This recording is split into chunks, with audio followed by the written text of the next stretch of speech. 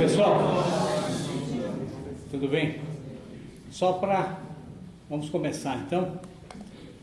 Muito obrigado pela presença de vocês. É um prazer ter vocês aqui para nossa quinta noite de palestras. E como eu sempre faço, eu gosto de já dizer qual vai ser o palestrante da semana que vem, né? E depois, na hora da saída, todo mundo está com pressa. Então, às quinta-feira que vem, nós vamos ter a presença aqui do Dr. Matheus Garcês, que é um médico, um grande pediatra, mas não vem falar sobre medicina, né? Ele é o tradutor do Chesterton no Brasil. Então vai estar aqui na semana que vem para conversar conosco sobre Chesterton. Então, já estão convidados, quinta-feira que vem, no mesmo horário, para a gente bater um papo com o Matheus. E hoje nós temos aqui o professor Rafael Falcon, meu querido amigo, mestre em letras clássicas pela USP, né, professor de latim, criador de um curso de latim online que faz muito sucesso, né? Criou agora um outro instituto também online, que é o Instituto Isidoro de Sevilha, que vai começar a promover, já está promovendo vários cursos online, e de maneira que é um prazer ter você aqui, Rafael, conosco, e ele vai então nos falar sobre literatura e a imaginação, né? É um prazer ter você, fica à vontade. Muito obrigado.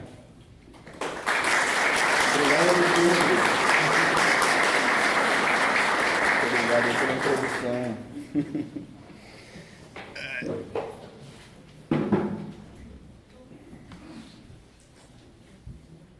Ajeitar isso aqui para...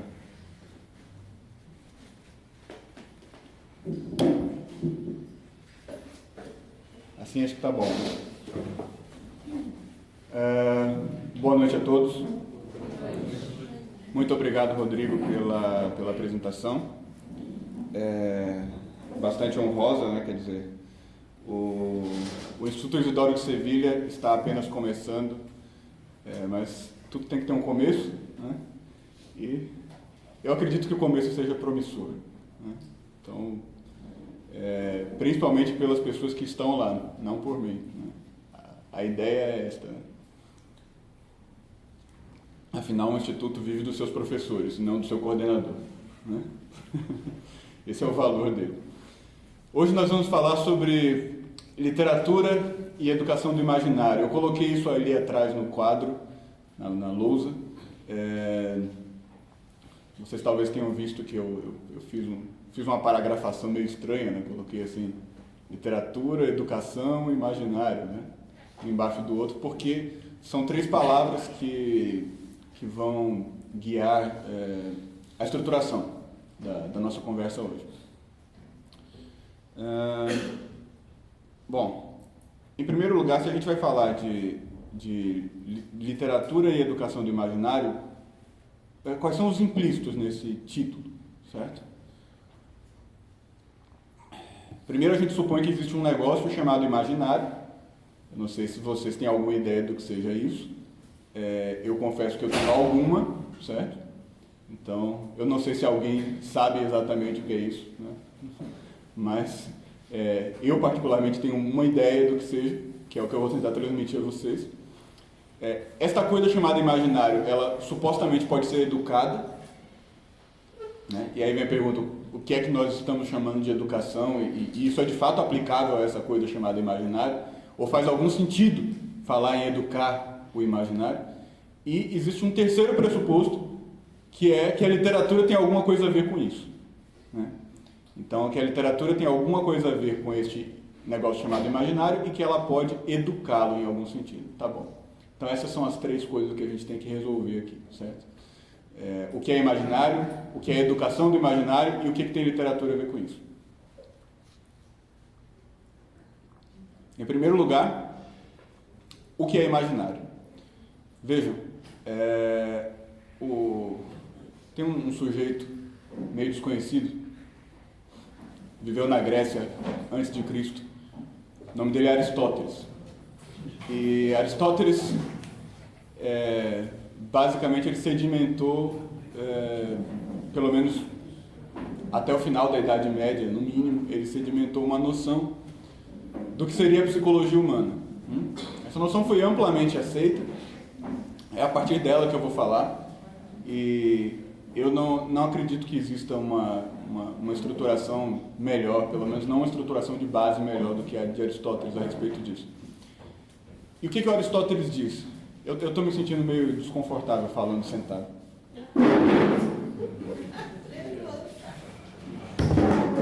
Esse negócio de falar sentado, eu prefiro falar em pé. Qualquer coisa eu deixo o microfone na mesa e escrevo na lousa. Certo? O que Aristóteles diz? Ele diz que nós... Eu posso usar esse aqui? É o que eu consigo? Por favor. O Aristóteles diz assim, que é possível a gente dizer que todo ser humano tem uma coisa chamada corpo. Vocês concordam que eu tenho um corpo? Que eu tenho uma presença física? Que eu estou aqui presencialmente, fisicamente na frente de vocês? Se vocês concordam com isso, a gente tem um problema a menos para resolver. Né? Se vocês não concordam, aí a gente precisa abrir um outro curso. Alguém sabe ligar esse microfone?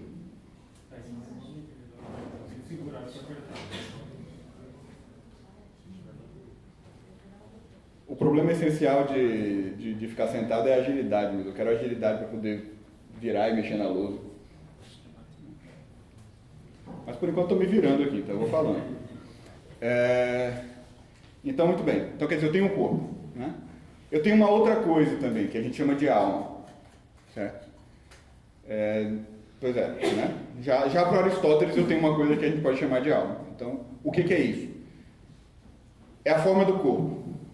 O que é a forma do corpo? Grosso modo, é mais ou menos assim. O corpo é uma espécie de veículo no qual você está. Ele é o meio da sua existência física. Oi. Obrigado, Rodrigo. Resolveu. Então, esse aqui está até mais alto, né? Está melhor. Então, o corpo é o modo da sua existência física, né? Ele é o meio pelo qual você existe fisicamente. Ou seja, é mais ou menos como se fosse um carro. Você está dirigindo o carro, você está lá dentro dirigindo. É mais ou menos isso. Então, ele é um instrumento, ele é um meio. O que é a alma? Você. Né? Tem uma frase bem clara do C.S. Lewis a respeito disso. Né? Quer dizer, você não tem uma alma, você é uma alma, você tem um corpo.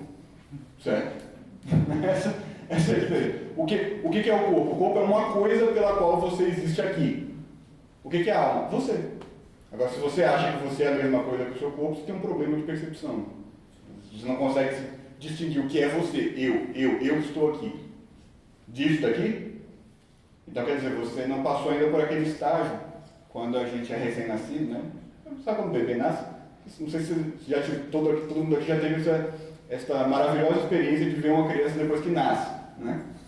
E acompanhá-la durante os primeiros meses, né? Mas o que acontece? A criança nasce e ela tem um olhar meio esquisito, assim, né? Fica meio assim.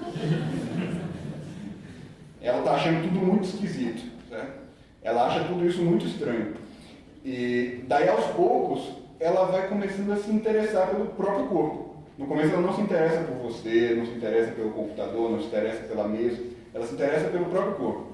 Então ela levanta o pezinho assim e fica horas.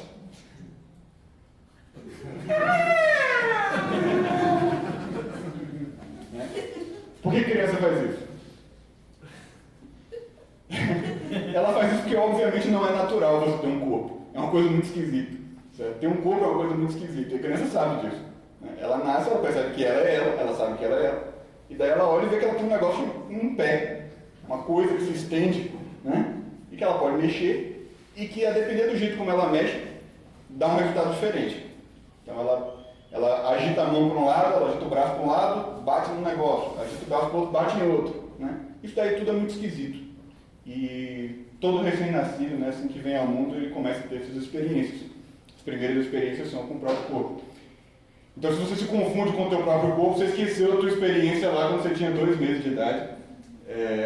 Que foi essa, a experiência de choque, de conflito de você estar de você existir neste mundo por meio de um veículo muito estranho que precisa ser dominado. É até uma técnica, né? Você precisa dominar o negócio. Bom, peraí, se eu levanto o dedo, ele vai para cima, se para baixo, ele vai para baixo. Né? Isso aí não é uma coisa que a gente domina automaticamente, a gente precisa fazer muito exercício para chegar no domínio disso. O pessoal que ensina artes marciais sabe muito bem disso, porque uma das primeiras lições que você aprende quando você entra num curso de Kung Fu, num negócio desse, o professor vira para você e fala, você respira errado. Bom, se você é o seu corpo, como é que você pode ser você errado? Não dá, né? Você respira errado porque você aprendeu errado. E se você quer aprender a lidar com o seu corpo, ele não é você. Né? Então a alma é isso. A alma é o que aprende a lidar com o corpo. O corpo é essa coisa que você precisa aprender a manejar. Né? Bom, Aristóteles já sabia disso. Né? Aristóteles, obviamente, já tinha percebido isso. Então, ele disse, eu tenho um corpo, eu tenho uma alma. Todas as coisas vivas têm um corpo e têm uma alma. Muito bem. Até as plantas têm um corpo e têm uma alma. Certo? As almas podem variar de tipo, mas todas as coisas vivas têm uma alma. E daí a gente se pergunta o seguinte, tá bom, mas não tem uma coisa no meio? Né? Então, eu tenho um corpo, eu tenho uma alma, né? Essa alma maneja o corpo. Né? E não tem nada no meio. Não tem uma coisa que a gente chama de mente, inteligência, espírito. Dependendo da cultura, a cultura vai chamar assim espírito. Né? A gente confunde espírito com alma. Mas, sei lá, os budistas não confundem. Né? Então,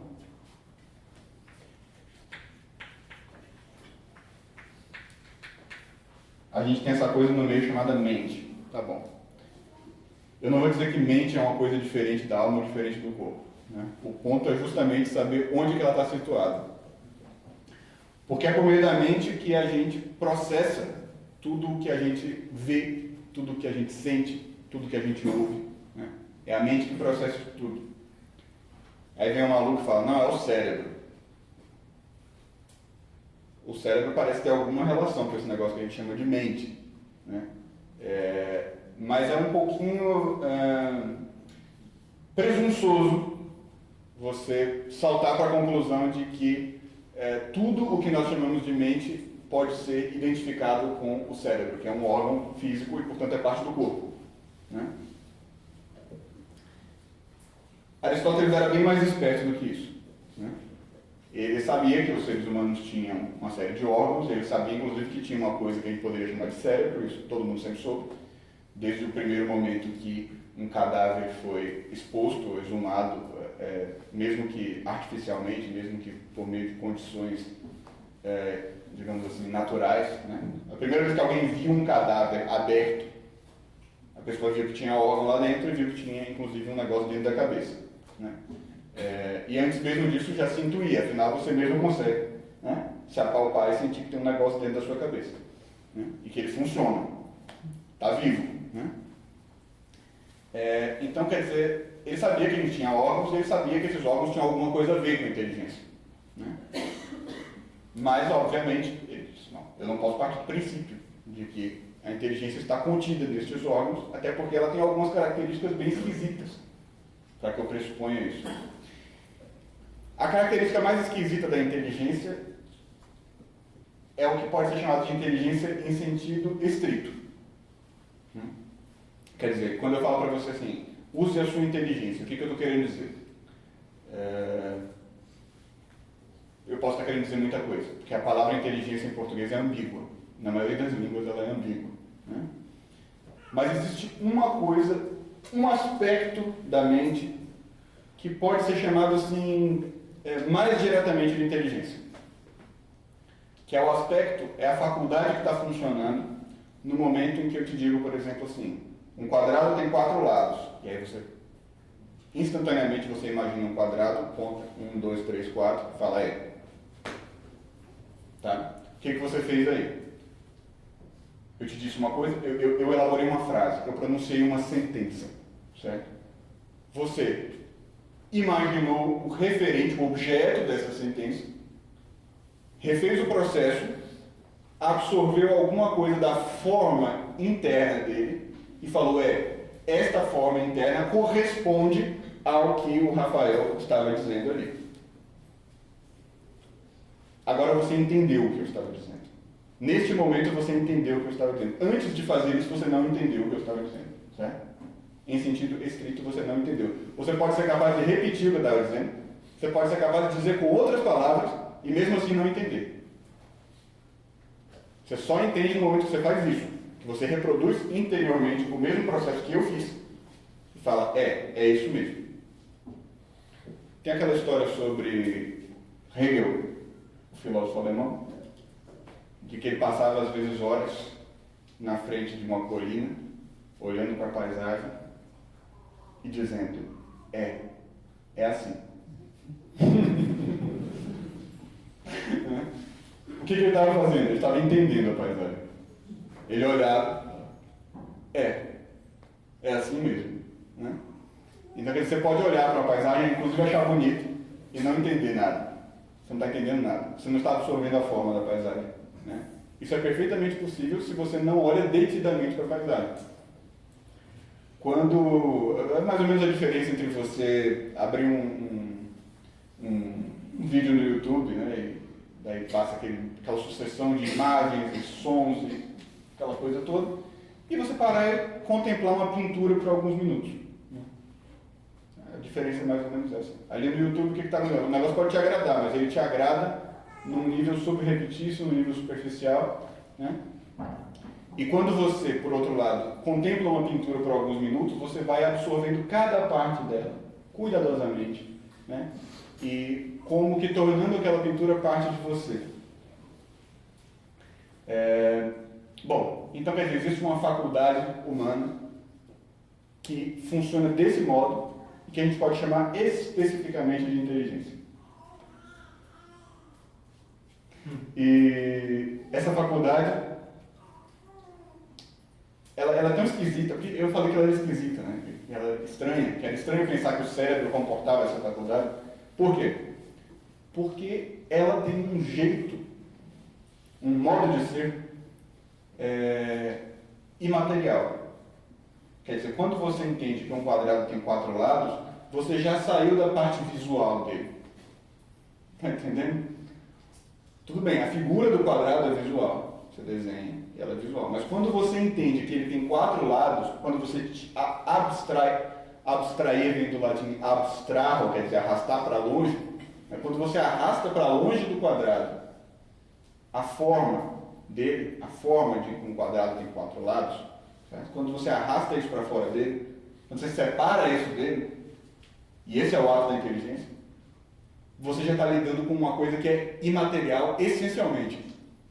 Você já não está mais no plano visual, você já não está mais no plano da reprodução sensorial, né? Você passou para um outro plano. E esse é todo o mistério da inteligência humana. Você meditar nesse mistério da inteligência humana, você vira um filósofo, né? Começar a tirar conclusões disso daí, você vira um filósofo. E não é minha pretensão aqui. Eu só estou reproduzindo a tese de Aristóteles num nível bem básico, bem superficial. Bom, então a inteligência, ela parece ter um modo de existência imaterial, tá bom. Só que, daí surge um problema. Embora a inteligência seja imaterial, porque segundo o preceito pitagórico, né, só o imaterial entende o imaterial, não é isso? O semelhante compreende o semelhante, é assim que funciona.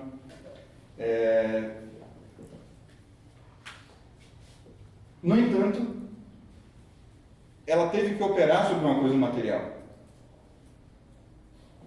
Certo? E daí surgiu o esquema. A gente pega essa coisa esquisita aqui, que ficou no meio, ficou nesse espaço meio vago, e a gente diz assim, tá bom. Então quer dizer que tem os sentidos, né, que captaram o desenho do quadrado, né? Depois tem um negócio chamado memória, que registrou a forma do quadrado, a forma visual do quadrado, né? sensorial. E aí vem um negócio chamado inteligência.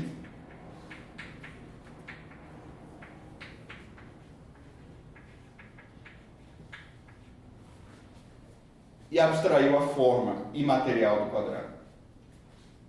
Esse é o esquema aristotélico, né? O que eu escrevi aí como memória, e essa grande sacada do Aristóteles, ele dizia, é a mesma coisa que a imaginação. O que é a imaginação? A faculdade que trabalha com imagens. Os fantasmas. Em grego, imagem é fantasma. É o que aparece, certo? Então, o que é que trabalha com as imagens? A imaginação, que a gente chama de memória quando ela é passiva. Quando ela é ativa, a gente chama de imaginação, mas é a mesma faculdade.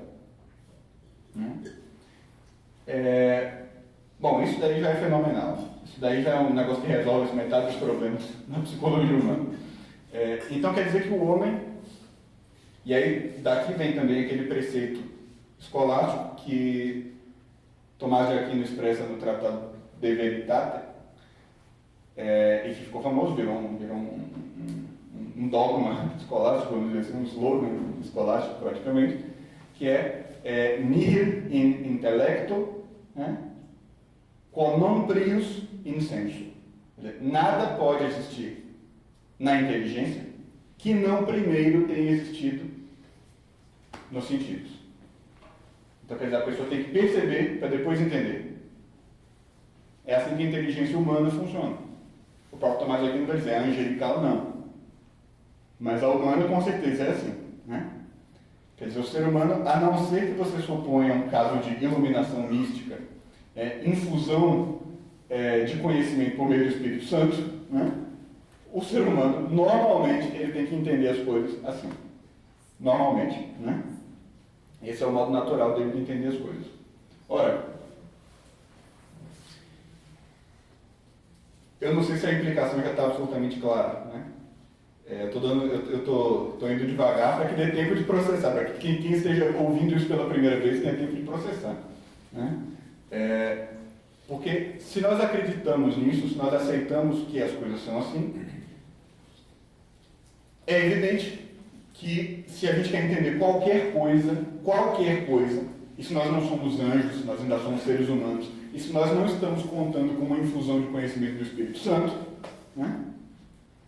Que é uma coisa que eu acredito que a maioria de nós não pode contar, né? Eu pelo menos não posso, né? Se você recebe, você pode até receber, mas você não pode contar que você vai receber antes, né? Então, você tem que trabalhar com o que você tem. Então, quer dizer, se a gente quer entender qualquer coisa, a gente tem que começar ali nos sentidos. Mais precisamente, assim, só para lançar um problema que eu não vou resolver, assim, mas como é que a gente estuda, por exemplo, metafísica? Metafísica, que é uma ciência que, por definição, não é percebida com os sentidos. Como é que você estuda isso? Se a tua inteligência, por natureza, é dependente disso.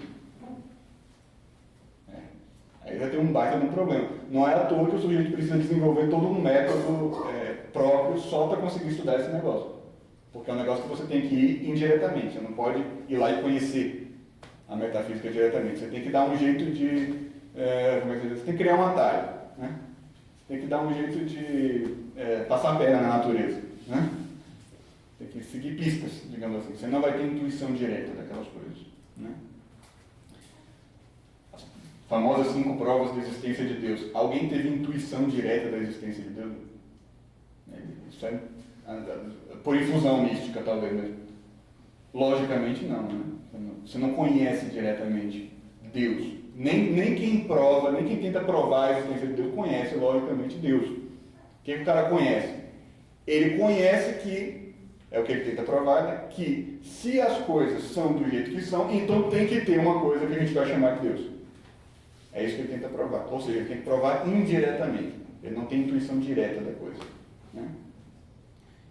E não é assim só com a metafísica. A metafísica é só o exemplo máximo da filosofia. Né?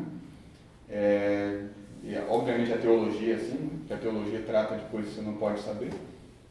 A metafísica é o topo da ciência natural, da filosofia, né? Que também tem esse problema. Mas todas as ciências têm esse problema em algum grau. Chega num certo ponto que você fala, bom, isso aqui não tem como eu saber diretamente, eu vou ter que dar um jeito.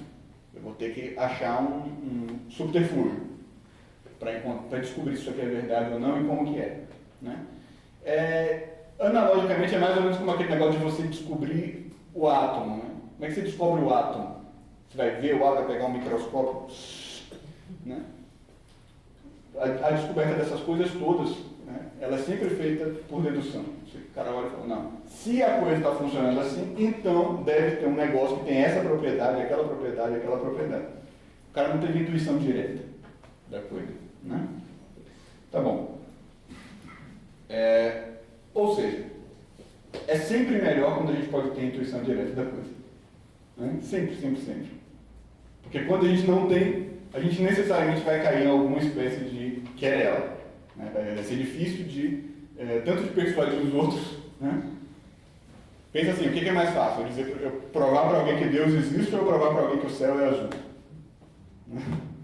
É muito mais fácil quando você pode apelar para um dado dos sentidos. A pessoa fala, tá bom, estou percebendo isso. Então é sempre melhor começar por aí. E mesmo quando você não está lidando com isso, você depende dos dados dos sentidos, para você conseguir entender aquilo indiretamente. Porque senão você não tem de onde partir.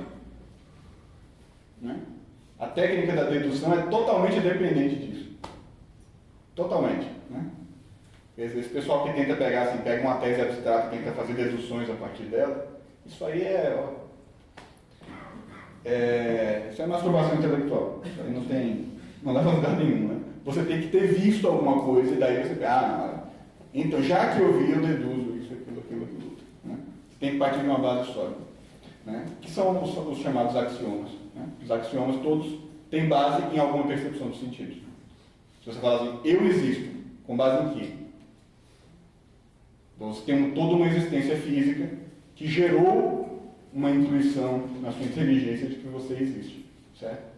Então, se você não tivesse nenhum modo de existência físico, você sendo humano, você também não conseguiria saber que você existe. Você não teria nenhum meio de entender a sua própria existência, certo? Você entende esse negócio indiretamente. Então é tudo assim. A gente depende desse negócio. Tá bom. Tá dando para entender até agora? Todo mundo está acompanhando? A gente já vai acabar essa parte meio barra pesada, meio teórica. Assim. É o seguinte. Então, se você depende dos sentidos, né, por outro lado, você não depende só dos sentidos. Porque quem faz o canal entre os sentidos e a sua inteligência é um outro negócio, que é o que a gente chama de memória ou imaginação. Só que a memória ou imaginação é uma faculdade.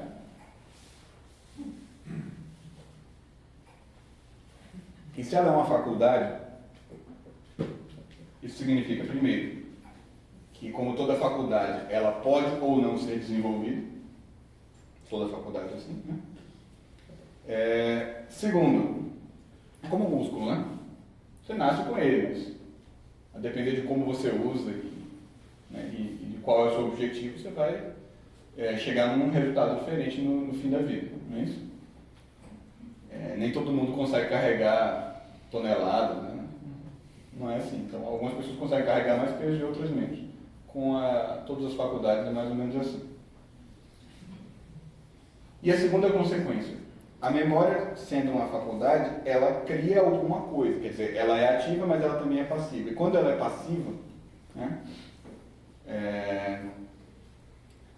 a gente pode defini-la, a gente pode se referir a ela como se ela fosse um mundo.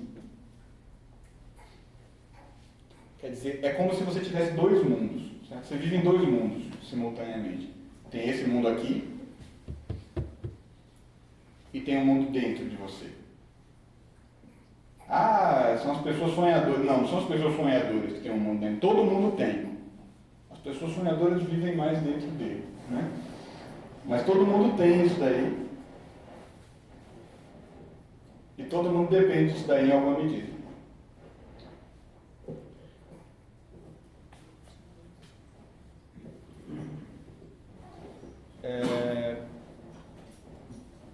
Todo mundo depende disso em alguma medida. Esse mundo exterior e o mundo interior, eles não são independentes um do outro. A primeira coisa que você pensa é, bom, claro, o mundo interior depende do mundo exterior porque as imagens vêm do mundo exterior. Tá, mas não só. Porque o que você recebe do mundo exterior também é filtrado nesse mundo interior antes de chegar na sua inteligência. E esse mundo interior não reflete perfeitamente o exterior. Né? Quer dizer, ele também pode ser deformado, e quando ele é deformado, a sua lente fica deformada. Certo? Bom, esse mundo interior, que o Francisco Scorsese chama de mundo imaginal, é o que a gente chama de imaginário. Por que esse chiado? Sou eu que estou fazendo alguma coisa errada? Eu não faço a menor ideia. Será que eu estou segurando isso aqui? Às vezes ele para.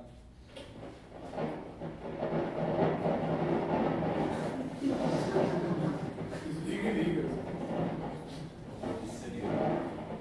Pior que esse aqui é... Olha, eu deixei ele mudo agora. Não adiantou nada. Ah, pode ser o outro. Acho que eu não desliguei o outro.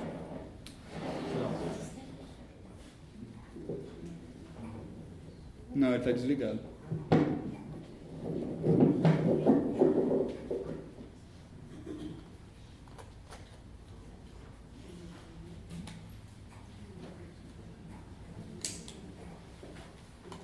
É a bateria que faz isso? Pode ser.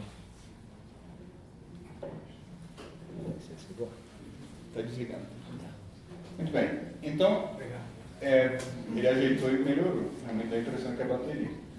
Então tem esse negócio então, que é o imaginário, certo?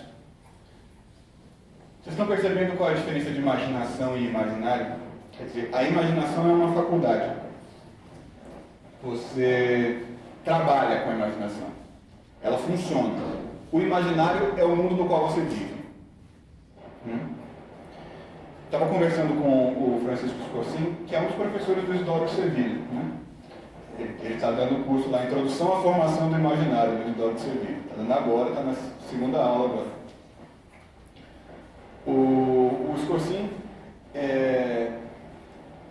estava conversando com ele um dia desses, a gente fez uma entrevista com ele na internet, e ele falou assim, que da relação dele com o pai dele. Eu achei muito legal esse exemplo que ele deu. Ele falou que, bom, quando o pai dele era vivo, eles tinham uma relação inferior à relação que eles têm agora, depois que o pai dele está morto. E que daí ele fala isso, diz, bom, você tá louco, né? Isso aí é um negócio da tua cabeça. Ele fala, exatamente. É um negócio da minha cabeça. Porque o meu pai existe na minha cabeça. E o pai com o qual eu me relacionava quando ele estava vivo não era diferente. Era o mesmo pai. A ilusão que você tem de que o pai com o qual você se relaciona é uma coisa diferente, que ele não está no seu imaginário, ele está no mundo real, né? Digamos assim, ela é uma ilusão, né? Uma ilusão parcial, claro. Né? É evidente que a presença dele no mundo real altera as coisas, né? Ela influencia a presença dele no mundo imaginal, digamos assim. Mas o fato é que ele sempre teve que passar pelo seu mundo imaginal, ele sempre teve que passar pelo seu imaginário. Você entende o seu pai? Você sabe tudo sobre o seu pai? Sabe o que se passa na cabeça dele? Você se sente como ele? Você é o seu pai? Não.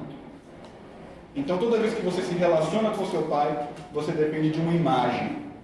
Essa imagem do seu pai que existe dentro do seu mundo imaginal é o pai com quem você de fato se relaciona. Quanto mais próximo este pai estiver do pai real, melhor vai ser sua relação com ele. Não é isso? Mais profunda vai ser sua relação com ele. Mas a gente tem que partir sempre de um fato. E o fato é: A gente nunca conhece ninguém, a gente nunca entende ninguém. Existe uma promessa de que no céu as pessoas vão se entender. Aqui não. Aqui eu olho para você e eu te julgo. Eu digo, esse cara aqui está usando uma roupa social, um sapato, pá, um óculos. Pá. O que eu penso dele? Ah, não sei, deve ser um cara sério. Né? Com base em que eu estou pensando? Nada, nada. Né? Nada. Eu não tenho nenhum motivo para suspeitar de que ele seja sério, de que não seja. Né? São sinais externos. E em maior ou menor medida é sempre com sinais externos que a gente trabalha para criar uma imagem das pessoas. Então quer dizer, ninguém nunca entende ninguém. Isso aí não existe. Né? O que existe? A gente cria uma imagem dessa pessoa dentro da gente e trabalha com essa imagem. Né? Uma conclusão possível desse raciocínio é o seguinte: as piores pessoas são seus amigos. Porque eles pensam que conhecem você. Eles são as pessoas que têm mais dificuldade de entender você. Porque eles acham que te conhecem. Eles acham que sabem o que você está pensando, eles acham que sabem o que você está sentindo.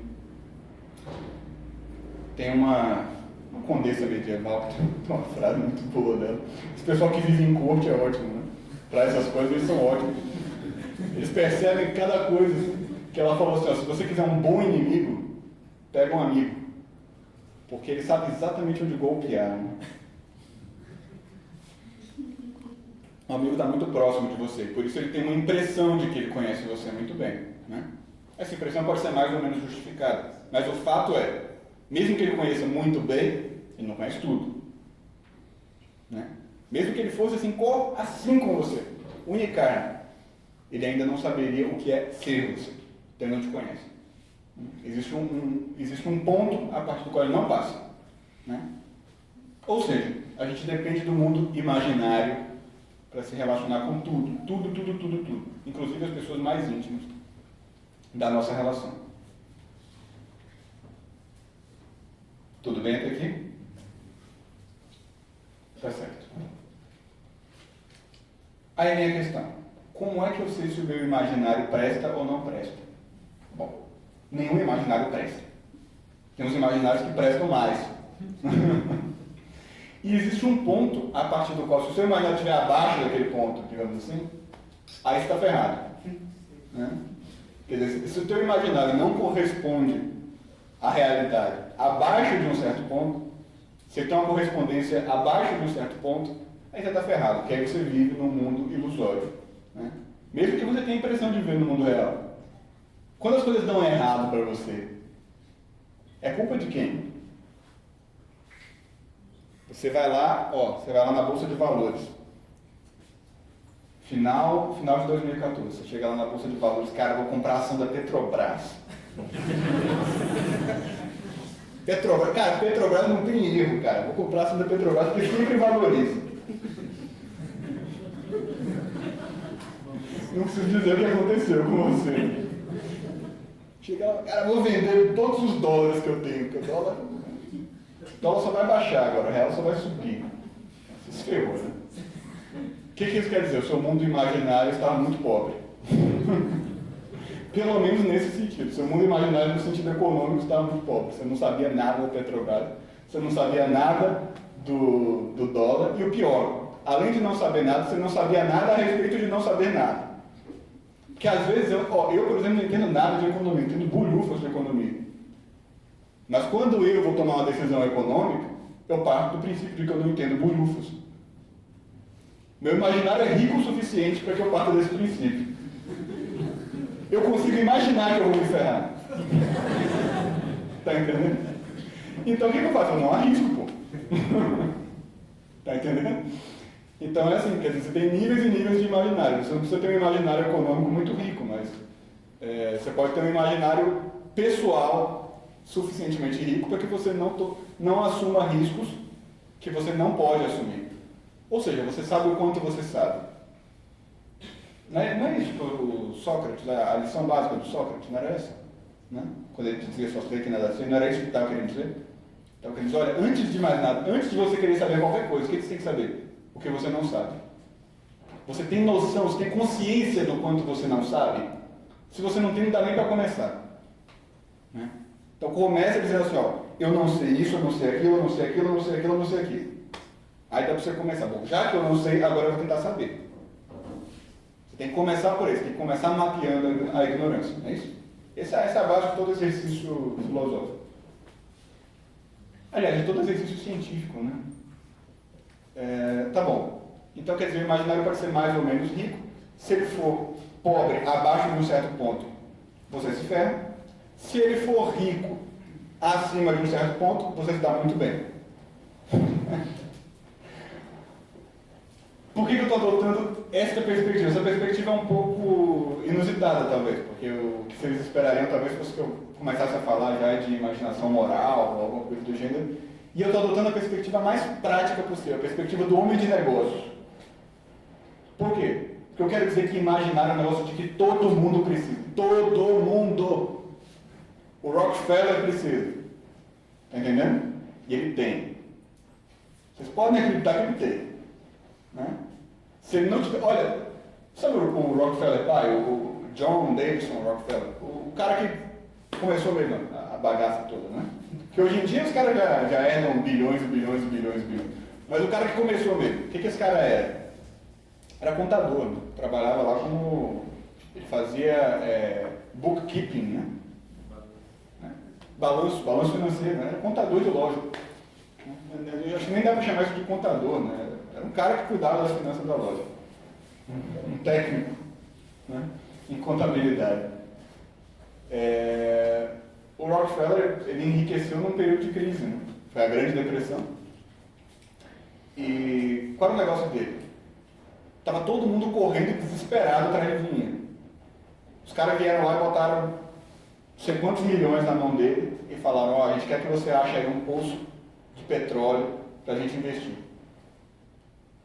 Ele viajou pelo país, voltou e deu o dinheiro todo de volta. Não achei nenhum que vale a pena investir. Em plena depressão, o cara não quis botar a mão no dinheiro. Por quê? Ele sabia que ia dar errado. Eu vou botar minha mão nesse dinheiro para quê? Eu vou me ferrar depois. Nada disso. Devolveu o dinheiro e falou, não achei nenhum em que eu tenha certeza que vale a pena investir. Estão entendendo como é que o cara vira o Rockefeller? Está entendendo? É assim. O cara sabe quando deve e quando não deve fazer as coisas. E como é que ele sabe isso? Ele tem imaginação. Então, imaginação não é uma qualidade de escritor, não é uma qualidade de Flaubert, não é uma qualidade de Molière, de Shakespeare. É uma qualidade que, em alguma medida, todos os homens têm que ter. E se não tiver nessa medida, está todo mundo ferrado. Não é isso? Um copo aqui.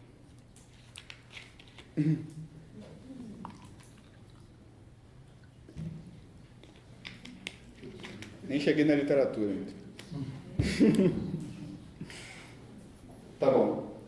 Então, o homem de negócios precisa ter um certo grau de imaginação. Na verdade, as pessoas que ficam ricas no mundo dos negócios geralmente ficam ricas porque elas têm mais imaginação do que as outras. Né? Você não precisa ter mais imaginação do que Shakespeare. Porque você não está competindo com o Shakespeare no mundo dos negócios, cara.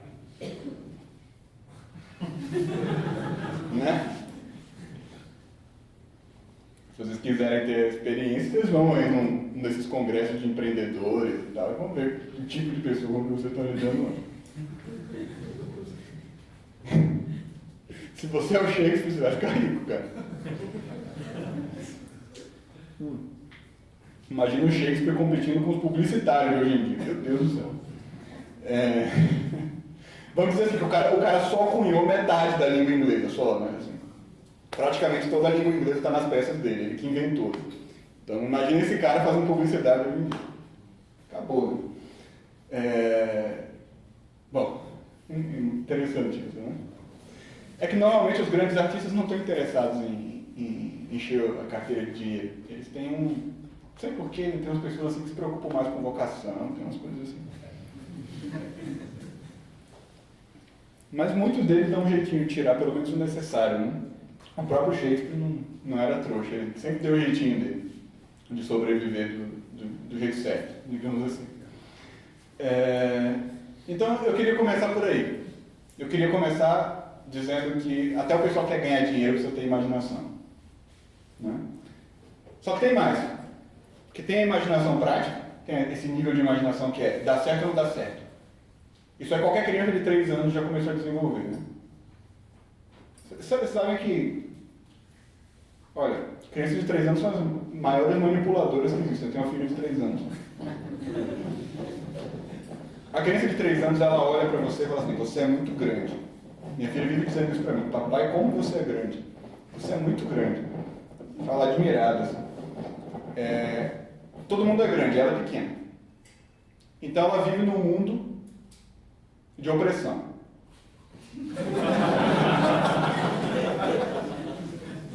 Tudo que ela vai fazer, ela tem que olhar para ver se pode. Às vezes ela olha com aquele cantinho de olho assim, só para decifrar a expressão no rosto do pai e da mãe, para ver se funciona, né? Se a expressão está tranquila, ela vai lá e faz. Né? Então ela vive oprimida, certo? Ela vive na perspectiva eterna de ela tentar fazer alguma coisa e a pessoa dizer, não pode. E o que ela vai fazer? O cara é 10 vezes o tamanho dela. Não pode fazer nada. Tem que obedecer. Então o que elas fazem? Elas aprendem a falar. Por que o ser humano aprende a falar? Porque é bonito? Não, porque ele precisa. Porque se ele não aprender a falar, ele não consegue as coisas. É assim que funciona. Tem gente que gosta, né? Tem criança que já nasce com gosto por falar. Mas a maioria não. A maioria aprende porque precisa. Aprende porque sabe que se não aprender vai ser mais difícil conseguir o que ela quer. E quando elas começam a falar, qual é o primeiro modo de comunicação que elas aprendem? A manipulação. Elas falam as coisas não pelo conteúdo que as coisas têm. A criança não descreve a realidade. Ela não faz isso. O que ela faz? Ela fala uma coisa para produzir um efeito. Então ela sabe que se ela falar de um jeito, você vai se comportar de outro. E ela faz assim, como se fosse um jogo. Sabe como que nem o ratinho camundongo do Skinner? O camundongo do Skinner, que ficava na galinha, tinha a alavanca, aí ele ia lá, puxava a alavanca e caiu o queijo. Né? Esse é o experimento do Skinner, de estimulação. E daí o camundongo, o que ele fazia? Toda vez que ele ia puxar a alavanca, ele botava o rabo na mesma posição, certo? Da primeira vez. Ele puxou a primeira vez com o rabo naquela posição, caiu o queijo. Toda vez que ele ia puxar, ele botava o rabo no mesmo lado. Não tinha nada a ver, né? Mas é o que o Skinner chamava de comportamento supersticioso. Todo mundo tem isso, inclusive o ser humano. Fala assim, cara, em time que está ganhando não se mexe. Se o rabo estava para a esquerda, bota o rabo para a esquerda, cara. Não vai arriscar. Está com fome ou não está? Né? Então o Skinner provou que pombos eram mais inteligentes do que humanos. Né? Eles conseguiam achar as combinações mais rápido, né? Para conseguir a comida. Os seres humanos adultos demoravam mais tempo para achar. Enfim, então quer dizer, esse mecanismo aí funciona, né? É um mecanismo adaptativo, né? E a gente precisa de alguma imaginação para fazer isso. Né? Para puxar a alavanca, a gente só precisa de imaginação no nível de um camundongo. Né? Mas a partir daí as coisas ficam mais complicadas. E daí existe um outro nível. Né? Então a gente pode falar de uma imaginação, de um imaginário num nível prático, né? Prático ou ativo, ou como vocês quiserem chamar, certo? Né? Aí a gente pode falar de um outro nível, do moral. A maioria das pessoas, quando quer ensinar moral, o que elas fazem? Elas dizem para você, fazer isso é feio, fazer aquilo é bonito. The end. Acabou. Não é isso? Se vocês têm mais de 20, na nossa civilização eu já não sei mais, 25 anos, 30, vocês já devem saber que as coisas não são bem assim. Você não fala para a pessoa, isso aqui é bonito, isso aqui é feio, e resolveu o problema. Né?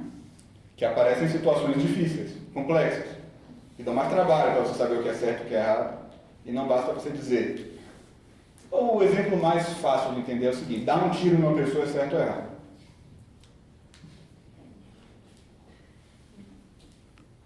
Digo mais, dar um tiro num ladrão é certo ou errado? É certo. É certo. E você que está comprando pão na padaria, é certo? Vai dar um tiro no cara? Esse cara é ladrão. Não precisa, né? Chama a polícia, manda prender o cara. Não precisa dar um tiro nele só porque ele está comprando pão. Ou seja, o contexto de estudo, né? O Maquiavel dizia, os fins justificam os meios. É o contrário, são os meios que justificam os fins. São os meios do contexto. É o contexto que dá o fim. Em contextos diferentes, o fim muda, né? A mesma ação acaba tendo um significado diferente, do ponto de vista moral. Como que você resolve essa batata, esse abacaxi? Imaginação. Não tem outro jeito. O cara vai lá e escreve um compêndio de teologia moral de 2.000 páginas. Pronto. Todo mundo que lê esse compêndio, memorizar esse compêndio, vai saber tudo o que fazer em todas as situações da vida. Primeiro que é mentira, que 2.000 páginas não dão conta de todas as situações da vida. Né? Segundo que ninguém vai ler essa porcaria desse livro. Vai ser chato pra cacete. E ninguém vai ler, muito menos memorizar isso daí. Não é isso? Então como é que você resolve o problema? Imaginação. O sujeito precisa ter imaginação, porque é a imaginação que vai dar a ele previamente exemplos de situações parecidas, e ele vai usar essas situações parecidas como um ponto de referência para tomar a decisão ali naquela hora. A gente faz isso o tempo todo, né? As pessoas mais simples, as pessoas mais limitadas, elas usam as novelas da Globo, né? Fala assim, isso aqui tá igual aquela fulana da novela que fez isso e aquilo outro. Não é isso? Você está parecendo o personagem da novela e tal. Não tá, né? Não tem a menor semelhança, porque o personagem da novela não existe. Aquilo ali é um negócio totalmente irreal. Não tem nada a ver com a realidade. O nível de arte ali está extremamente baixo. Mas enfim, é a coisa mais próxima que ela tem disso. Ela usa. Ela usa o que tem. Quem não tem cão caça com gato. E quando você é um sujeito culto? Culto mesmo. Não é o cara, não é o bookworm, não é o devorador de livros. É o culto mesmo. O cara que lê e depois o livro fica na cabeça dele, sambando na vida dele. Certo? O livro fica lá, aparecendo em tudo. Isso é o cara culto. O cara olha e fala, não, isso aqui eu já vi em Molière. Isso aqui eu sei como é. Não, isso aqui é que nem aquela situação lá do Dostoiévski. Dostoiévski é um ótimo cara para isso, porque ele descreve as coisas com tanta clareza, né? Ele descreve as situações com tanta clareza, que você olha e fala, cara, eu fiquei igualzinho um amigo meu. É difícil dizer igualzinho a mim, é mais difícil. Às vezes mas perceber isso é meio difícil. Mas é mais ou menos isso. Quer dizer, você olha e fala, bom, essa situação aqui está igual à situação do livro, ela está muito parecida. O que aconteceu? Quando eu li esse livro, o que foi que eu pensei? O que foi que o autor me disse sobre a situação? Eu já estou dando uma palhinha de qual é o papel da literatura no processo. Quer dizer, a gente usa coisas que estão dentro da nossa cabeça, nosso mundo imaginal, para tirar conclusões sobre a nossa vida prática, inclusive do ponto de vista moral, certo e errado. Se vocês repararem bem, o ser humano precisa dos 10 mandamentos para saber razoavelmente o que é certo e errado? Não. Se você alimentar bem a cabeça do sujeito, ele mesmo vai chegar às mesmas conclusões. Ele vai saber que matar é errado, que roubar é errado. Não é isso? Ele mesmo vai chegar a essas conclusões. Basta você dar uma gama de situações para ele que ele vai conseguir ver. Não, peraí, isso aqui é obviamente errado, isso aqui é obviamente certo. Quer dizer, é por isso que existe a possibilidade de você comparar a moralidade de várias civilizações muito diferentes e você acha algumas coisas ali em comum. Ou pelo menos uma tendência ao mesmo sentido. Né? Uma tendência a chegar no mesmo ponto. Então tem civilização que mata, que mata os outros de um modo que é legal, correto. Agora, existe alguma civilização em que qualquer um pode estar passando na rua, invocar com a cara do outro lá e matar? Não. Em todas as civilizações isso daí é moral. Né? E isso daí é punido por lei. Tá? Então quer dizer, mesmo sem 10 mandamentos, o ser humano não consegue chegar nas coisas. Mesmo sem revelação, o ser humano consegue chegar numa certa noção do que é certo e errado. Como? É a imaginação com a inteligência. Certo? É esse processo aí. Quer dizer, a inteligência também intui o que é certo e errado, mas para isso ela depende da imaginação. Quais são as civilizações que alcançam um nível de moralidade mais alto? As que têm as melhores obras literárias. certo? Qual é o diferencial da Grécia, da filosofia moral grega, para uma tribo do norte da África? A Grécia tinha Homero. Essa é a diferença, certo? A Grécia tinha Homero. Se vocês virem a quantidade de citações que tem no Platão, no Aristóteles, a Homero, que não vão estranhar nem um pouco isso aí, né? É óbvio que tem uma dependência absurda, né? Que esses caras dependem muito do Homero. Então é isso. Homero dá as regras? Não. Isso é bom. Quando a gente fala de literatura e moralidade, às vezes o cara pensa, não. Então quer dizer, a literatura tem que ser moral, então ela tem que ir lá e dizer o que é certo. Não. Aí a literatura virou filosofia moral. Está dando preceito, virou doutrina, está dando preceito. Não é isso. Não é para isso que ela serve. Preceito não atua no imaginário. Né? Preceito no máximo empobrece o imaginário. O que atua no imaginário é outra coisa, que a gente fala daqui a pouco. Então, existe um nível prático, existe um nível moral, e existe um nível que a gente pode chamar de propriamente intelectual, certo? O que eu quero dizer com isso? O nível em que você está tentando entender alguma coisa. Você está tentando entender um objeto específico. O nível científico, vamos dizer assim. A inteligência também atua nesse nível, né? Qual é a composição das coisas vivas? Quais são os tipos de animais que existem? A inteligência também atua sobre isso, ela detecta formas, ela detecta padrões, né? E ela também depende da imaginação para isso. Vocês já viram algum biólogo que não conhecesse muitos animais individualmente antes de conseguir chegar a alguma espécie de descoberta formal sobre a divisão dos animais? Não, eles ficam ali estudando milhares de espécies de aranha, né? Ah, essa aranha aqui, ó, ela tem um pelinho um pouco mais comprido do que a outra, né? E aí uma hora eles chegam num padrão, não é isso? Uma hora eles falam, ah, pronto, captei qual é a natureza da coisa aqui. Ou seja, eles precisam de imagens. As imagens vão entrando, a inteligência processa e eles chegam a uma forma. É isso? O velho Aristóteles, né? Não erra, tem jeito.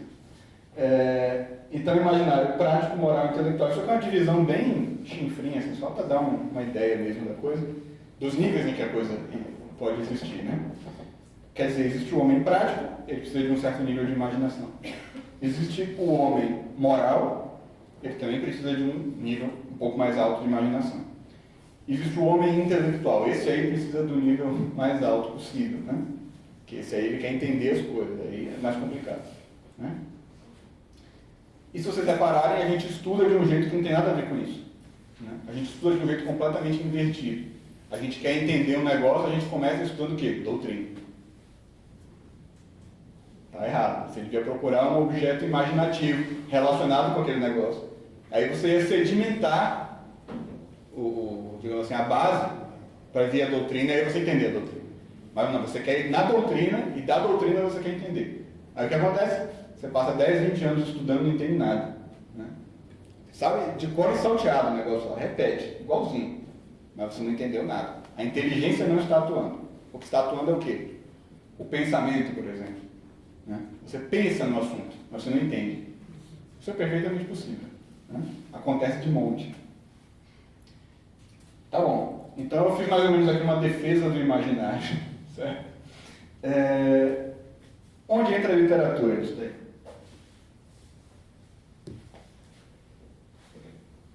Eu tenho até 10 horas, é isso? Seria bom mais uns 15 minutos, assim dá uns 15 minutos para o pessoal perguntar. Ótimo. Perfeito. Dá sim. Então, onde que entra a literatura? Vocês viram que a gente passou aqui pelo imaginário e a gente já esboçou, acho que quase claramente, o que seria uma educação do imaginário. Está dando para ver que o imaginário pode ser desenvolvido, né, e como que ele seria desenvolvido. Eu tenho que fazer um parênteses aqui. O Francisco Scorsin, que é o cara que estuda o assunto da imaginação e do imaginário, ele não gosta do termo educação do imaginário. Ele fala que educação é um negócio que você faz com a imaginação, que ela é uma faculdade. Então você exercita e educa. O imaginário não, você forma. O seu imaginário, como ele é um mundo, ele não pode ser educado, ele pode ser formado, enriquecido. vamos dizer assim. Do mesmo jeito que você forma uma criança alimentando a criança, vai alimentando com as coisas certas. E aí ela se desenvolve. Né? A imaginação já não, ela é exercitada, aí é outra coisa. Né? Então só queria abrir esse parênteses aí porque o especialista é ele e eu acho que ele tem razão. Acho que o termo formação é bem melhor para esse negócio do imaginário mesmo. Muito bem. Literatura. Onde que a literatura entra nesse negócio do imaginário? Quando a gente fala de literatura, a gente está falando de uma coisa extremamente ampla. Não é isso? O que envolve a literatura? O que é literatura? Eu acho que quando eu falo literatura, todo mundo pensa em romance. Né? Alguém aqui não pensa em romance quando eu falo literatura? Alguém pensa em outra coisa? Acho que todo mundo pensa, Dostoiévski. Né? Machado de Assis.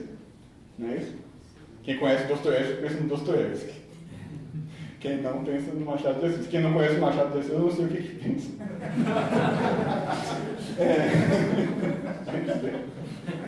Existem mistérios inescrutáveis. Literatura é tudo que está escrito, né? Está escrito é literatura. Fala-se até de literatura científica, né? Que é aqueles artigos extremamente mal escritos que ninguém consegue ler. Então, literatura é tudo que está escrito. Vem de litera, quer dizer letra. Então, quando a gente fala de literatura, a gente está falando, obviamente, da literatura artística, né? Literatura de imaginação, como dizem alguns. Só que o romance, ele não é nunca o meu ponto de partida quando eu penso em literatura, porque o romance é uma forma posterior, né? Uma forma extremamente desenvolvida da literatura. O Rodrigo está aqui me olhando, pode dizer se estou falando besteira ou não. Mas assim, o romance é um negócio extremamente desenvolvido, tem uns vestígios de romance lá no século III, século IV, mas é um negócio assim, muito tosco ainda, né? O romance como forma literária mesmo, ele só surge agora, né? No século XVIII, XIX. Então, a prioridade é sempre do pai e da mãe, né? Você fala, você quer achar a essência de alguma coisa, você vai para o pai e para a mãe. E o pai da literatura é a poesia, não é o romance. Eu não vou falar aqui de poesia. Aliás, agora eu vou dar uma aula lá no curso do Rodrigo, na oficina de escrita criativa, sobre poesia. Essa aula aí é totalmente focada em poesia, já começa da poesia mesmo. Essa aula aí a gente começa do Bhagavad Gita, né? Essa aula aí, né? Começa do começo mesmo. E não tem como a gente entrar nesse assunto, que é um assunto extremamente complexo, né? É muito profundo. Mas dá para a gente ter uma noção, né? De que a literatura, quando começa, ela é uma forma muito simples. O romance é uma forma extremamente desenvolvida, extremamente complexa, extremamente sofisticada, extremamente detalhada. A poesia, principalmente a poesia do começo, não.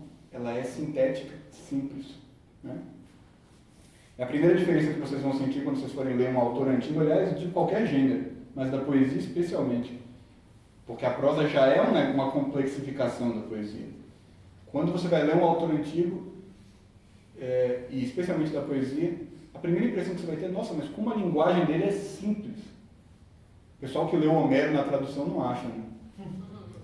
Mas Homero é muito simples, é o tradutor que complica. Homero é muito simples, né? Todos os poetas antigos, né, e os mais antigos são mais simples. Eles usam aquela linguagem assim, fulano navegou. Não diz onde, quando, por quê, navegou por muitos dias. Isso aí forma a frase inteira dele, às vezes. Né? E você fica espantado com aquela simplicidade. Né? E o pessoal que é mais culto, que é mais sofisticado culturalmente, vamos dizer assim, ou pelo menos que acha que é, eles batem o olho nessa simplicidade. As pessoas normais batem o olho na tradução e falam, isso aqui é o fim do mundo. Né? Esquece. Né? Vou procurar uma coisa mais fácil para ler. As pessoas que não têm tanta dificuldade, já estão acostumadas com o palavrão ali, né, do tradutor e tal, elas batem e falam, nossa, mas que simples isso. E pensam, que bonito, era a infância da literatura.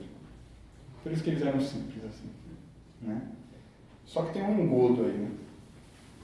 Tem um grande engano aí, que é o ponto no qual a gente tem que chegar para esclarecer mais ou menos assim, qual é o processo pelo qual a literatura educa o imaginário. Existe um nível aqui, vamos chamar esse nível aqui de Homero, certo?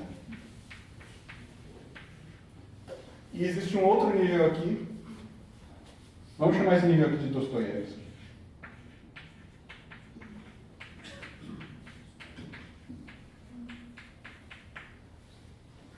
E existe um negócio aqui no meio que a gente vai chamar de Shakespeare. Tá? Vocês vão perceber que não apenas eles pertencem a gêneros diferentes, como eles pertencem a épocas muito diferentes. Né? Ou seja, daria para traçar, estou jogando a pista, daria para traçar uma história da evolução da literatura vindo daqui e chegando aqui. Né?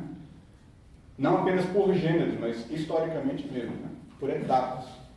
A literatura vai mudando, vai sofrendo uma metamorfose até chegar a esta forma aqui. Quando chega mais para o final, vira Paulo Coelho. Que é um cume do desenvolvimento. Se vocês repararem, existe uma complexificação. Um nível de detalhamento cada vez maior. Certo? Da poesia épica para o romance, né? E de Homero para Dostoiévski. Inclusive, de Homero como poeta para os poetas da época de Dostoiévski. Existe um crescimento no grau de detalhamento, no grau de complexidade, no grau de sofisticação aparente da escrita. Né? Você pega Homero e pega o T.S. Eliot, por exemplo, A Terra Devastada, né? The Wasteland, e compara o grau de artificialidade, de complexidade do T.S. Eliot com o grau do Homero. Né? Então, quer dizer, em que consiste essa diferença exatamente? A gente pode dizer que, em Homero, nós estamos diante de uma literatura sintética ou, como eu prefiro chamar, simbólica.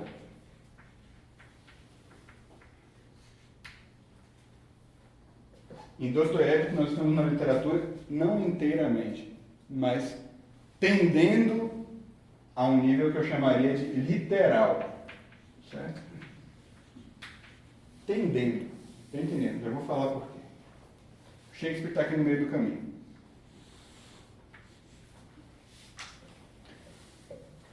Esses dois níveis formam a gente de modos diferentes. Né? O literal é mais fácil de entender. Quando você ouve uma coisa que aconteceu com um amigo seu. Teu amigo investiu numa empresa, deu errado, perdeu tudo que tinha. Faliu, foi para a rua da amargura. Você aprende alguma coisa com isso, né? Isso enriquece o seu imaginário e torna você mais capaz de lidar com situações futuras. Você concorda com isso? Concorda? A partir daquele momento você se sente mais preparado. Você ouve teu amigo contar a história, você se sente mais preparado para lidar com o futuro. E você está mesmo. Seu imaginário foi enriquecido por aquela experiência. E o Dostoiévski, não estou dizendo que é a mesma coisa. Estou dizendo que o efeito que ele tem sobre você é do mesmo tipo. Você lê aquele livro, você lê o romance, Stendhal, Dostoiévski, todos os grandes romances. Você lê o romance e fala, agora eu conheço melhor os tipos humanos, os tipos de situações humanas, e eu sei o que me espera em determinados contextos. Eu tenho uma noção melhor do que me espera em determinados contextos. Né? Então, é parecido com a anedota do amigo. Quer dizer, no fundo, é uma anedota de nível mais alto. Certo? Do mesmo modo que Sêneca é uma autoajuda de nível mais alto. É a expressão apenas, né? Mas o fato é que o nível muda muita coisa. Né? De Sêneca para... Quem é que o pessoal lê? Marta Medeiros. De Sêneca para Marta Medeiros tem alguma diferença. Né? Embora o gênero seja essencialmente o mesmo. Estão ali falando de como ser feliz, etc. A mesma coisa, né? O gênero é o mesmo. Mas o nível muda tudo, né? Tem um salto qualitativo aí. Então, Dostoiévski, o romance, de modo geral, ele tem esta característica, e a literatura mais recente, de modo geral, ela tende mais a isso do que a anterior. Isso te enriquece de algum modo, isso te prepara de algum modo. E esse aqui? Como é que ele te prepara? Como é que ele te enriquece? É mais ou menos como quando você é criança, que as crianças, isso é uma coisa, eu dei o curso de formação literária da criança com isso. A criança entende tudo nessa clave aqui. Qualquer coisa que você diga para ela está nessa clave aqui. Tudo, tudo, tudo, tudo, tudo. Né? Absolutamente tudo. Real ou imaginário, está tudo aqui. Né? Ela entende tudo deste modo. Então, quando você é criança, você tem essa experiência aí, de algum modo. Se você conseguir lembrar, você vai entender o que eu estou falando. Quando te contaram um conto de fadas, por exemplo, né? Como aquele conto de fadas enriqueceu a tua experiência? Não foi do mesmo modo que uma narrativa literal, uma narrativa que se pretende pelo menos próxima da realidade. Mas ali, por exemplo, na Chapeuzinho Vermelho, você ficou sabendo que existia uma coisa chamada mal. Certo?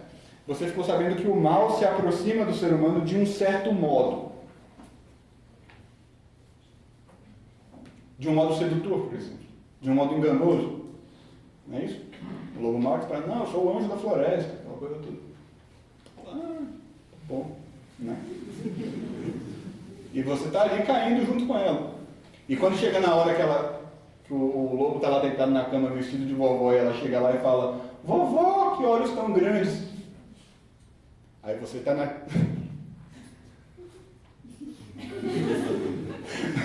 né? Você está assim, né? Até que chegar ali e falar, é para te comer melhor. Aí você, né, caiu de costas já. Aquilo ali é a tua primeira experiência do mal. É mentira? Não é mentira. É verdade, pura. O mal é exatamente daquele jeito. Você consegue expressar o que você aprendeu ali? Dificilmente. Dificilmente. Talvez se você escrever um livro, você consiga expressar o que você aprendeu ali no Chapeuzinho Vermelho. Se você for um bom escritor, você escreve um livro e conta, explica o que você aprendeu ali. O fato é que aquilo foi transmitido a você numa linguagem que sintetiza milhares e milhares e milhares de conhecimentos possíveis que você ainda não tinha. Aquilo virou, vamos dizer assim, a linguagem de base para todas as suas experiências futuras. Certo? Isso era Chapeuzinho Vermelho. Para os gregos, era Homero. Tá? Então, quer dizer, Homero é quem dava essa base simbólica pela qual todo o conhecimento posterior ia se encaixar. Tudo ia se encaixar. Né? Era comum, na Grécia helenística, ali no século III a.C., mais ou menos, era bem comum, assim, mais de um escritor escreveu isso. Todos os conhecimentos já estavam em Homero. Tudo. Homero já tinha inventado tudo, já sabia tudo. Ele sabia tudo? Não. Mas de algum modo ele sabia. É por isso que o pessoal antigamente, o pessoal antigo, o pessoal da antiguidade, o pessoal da Idade Média, dizia que os poetas eram inspirados pelos deuses, pela divindade. Por quê? Porque eles falavam um negócio que nem eles estavam entendendo. Eles estavam entendendo em algum nível, mas eles não eram capazes de entender toda a amplitude do que eles estavam dizendo. Ou seja, tinha alguma coisa de divino. Aquilo era um negócio, aquilo era uma linguagem que, a partir do momento que era fixada, cobria uma infinidade de experiências humanas possíveis que o poeta nem imaginava. Isso é um símbolo. Um símbolo é isso. Né? Então, quer dizer, existem dois graus, pelo menos, né? Ou pelo menos, vamos dizer assim, dois pontos, duas tendências da linguagem humana e da imaginação humana, que podem ser representados por esses modos de se comunicar. Existe um modo que é condensado, simbólico, sintético, infantil. Infantil não quer dizer inferior, né? E que firma, digamos assim, uma base imaginativa a partir da qual todo o resto um dia pode ser compreensível. Existe o outro que preenche esse símbolo. Fala assim, agora você já tem o símbolo, então toma. E vai te dando as várias manifestações possíveis, as várias complexidades que aparecem no meio do caminho, né? E assim por diante. Então vocês veem aqui pelo menos dois modos pelo qual o imaginário é formado pela literatura. Né? um modo de base, um modo de desenvolvimento.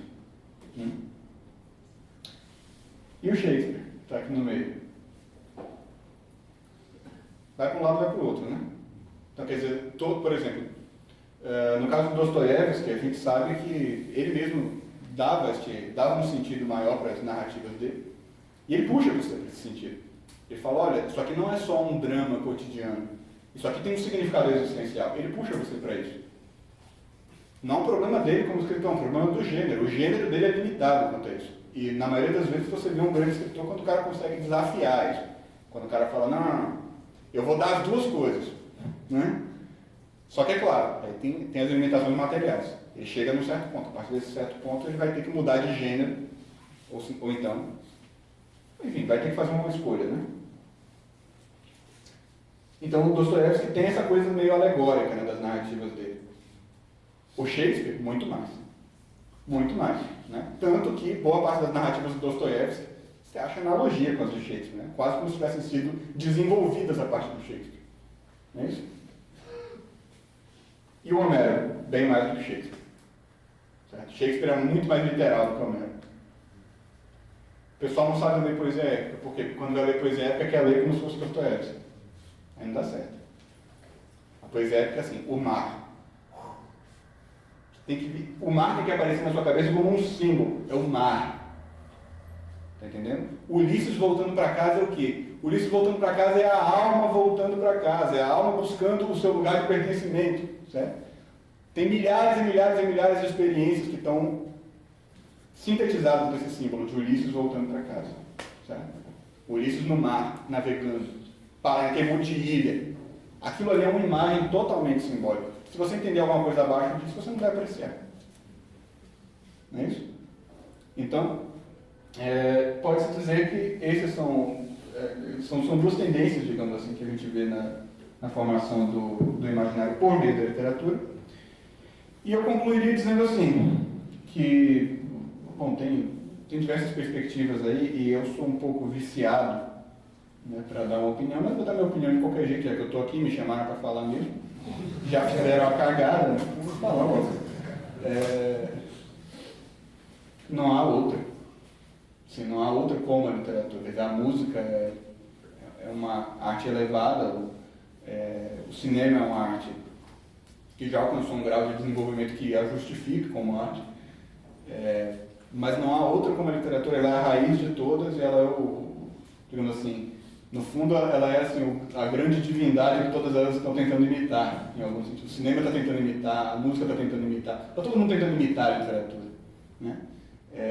Eu não consigo acreditar em um compositor que vai chegar, assim, um grande compositor que vai chegar e vai fazer Homero em música. Ele não vai fazer isso. Né? A música tem suas limitações de gênero. Então, assim, todos os tipos de arte formam o imaginário. Eles dão alguma coisa para o imaginário, eles enriquecem o imaginário de algum modo. Mas só a literatura reflete a experiência humana inteira.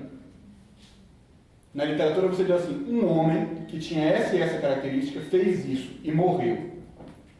Qual é a música que pode representar a morte com a perfeição da literatura? Nenhuma. A música ela sempre alude à morte. Ela não pode falar a morte. A literatura pode dizer a morte. Ela pode dizer a morte de um ser humano específico. Né? Como nenhuma outra arte pode. O cinema pode representar um homem? Pode. Mas ele pode representar um homem com a profundidade que a literatura representa? Eu não acho isso possível. Né?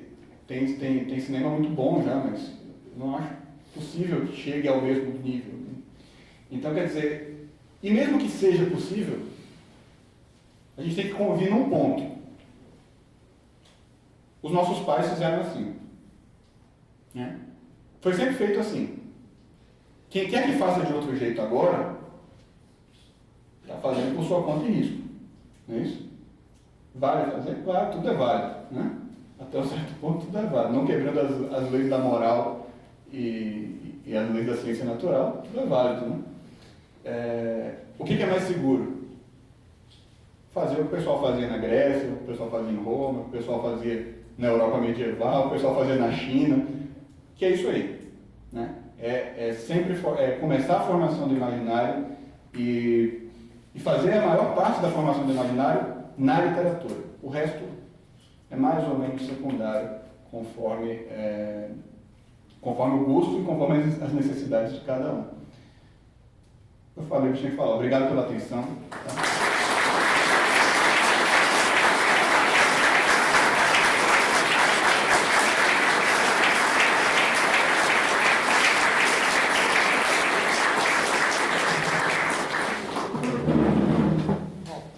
Minutinhos aí para perguntas. Pode falar. Bom, só dá para escutar bem aqui? Estou te escutando bem.